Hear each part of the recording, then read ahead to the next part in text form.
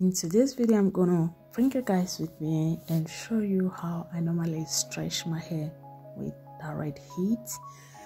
So as you guys can see, I have done the majority part of my hair out of camera, but I left this section in the front to show you guys how I normally stretch my hair with direct heat, because some of you have been asking me how I stretch my hair with direct heat. So here it is. As you guys can see, I started stretching my hair from the root of my hair. I will stretch it to the middle, then when I get to the ends of my hair, I will swipe it off with a hand dryer.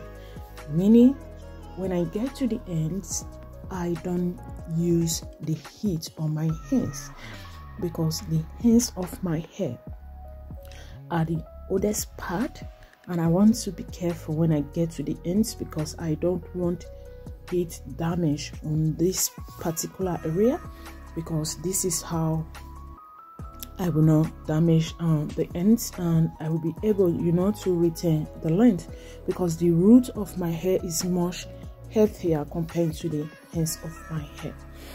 So before I start doing the stretching, I have already applied my product, which is my hair butter and my herbal hair mix.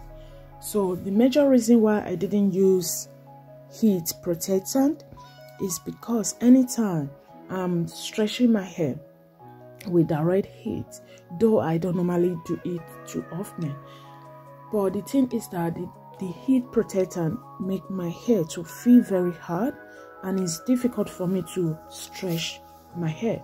So I just put it aside, though I have it close to me just in case, but I don't normally use it. I prefer to use other stuff that work better for me.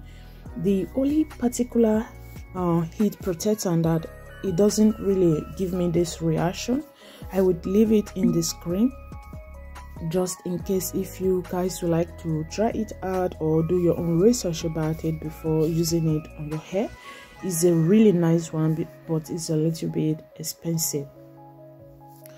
So as you can see me, I'm just like repeating the same process on stretching my roots. I normally focus on the root of my hair, because the root of my hair is really thick, and though my hair is very fine, the strand of my hair are very fine, but my hair is really thick, and I have that dense hair, so I want to really focus on the roots, so I will be able to get it like a little bit flattened. And if not, if I don't really stretch it very well, you will see my hair the next day. It will be like an Afro hair again. I don't know. So because I've done direct heat in the past before, so I noticed that next time when I'm doing direct heat, I will like focus more on the root of my hair to like really get the stretch. But after I stretch it with my hand dryer, I didn't press stick my hair. I didn't press stick my hair because I just wanted like to stretch it with the hand dryer, and that's all. And the way I actually did it, it did last me for like, I think maybe 2 weeks. Yeah, it did last me for 2 weeks before I washed my hair again. I don't normally do direct heat all the time. If you guys know, I have mentioned in my recent video, I don't use heat that often, but I do stretch my hair with direct heat once or twice per year maximum. So I don't do more than twice a year, okay? And I want you guys to know, stretching your hair with direct heat sometimes is not a bad thing if you use it correctly. If you use heat correctly, in the right way, in the appropriate way, it won't damage your hair. It just depends how often you are using heat on your hair. If you are using it every other day or every week or every month, you might want to like reduce that, because if you are using it too frequently, that is where it might cause damage to your hair. But if you are using it less frequently, maybe once or twice or maybe 3 times a year, it might not cause damage to your hair.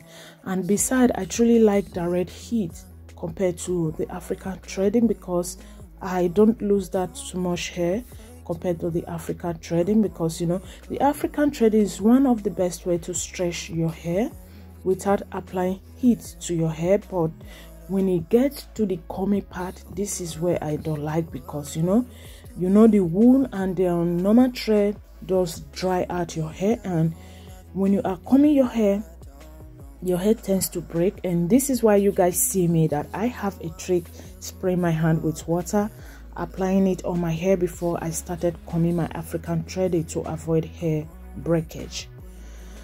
So guys, this is how I stretch my hair with direct heat. As you guys can see, I have stretched it, then I went ahead to start combing my hair to like smooth it out, to know that or to notice if there is any shed hair or knocks in my hair.